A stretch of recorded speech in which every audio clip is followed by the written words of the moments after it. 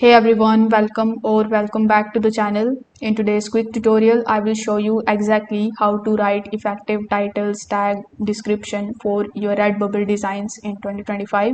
So these small details make a big difference when it comes to getting the views and sales. So without further delay, let's get straight into it.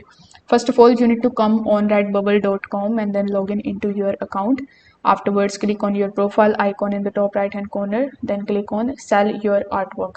Here, click on the add new work option, click on upload new work, and you need to upload your design here. So once this step is done, you will see your title, tags, and description page. So we will be talking about each one of these one by one. So first of all, your title should describe exactly what your design is. You can use the keywords that people usually search for. Like for this particular design of mine, I'm gonna just type the title, that is minimalist floral line drawing. Always use the symbols, emojis, or vague words. Avoid using any of the symbols, emojis, or vague words over here, and try to keep it natural, like how someone would type it into the search results. Then when it comes to tags actually help Redbubble understand and rank your design.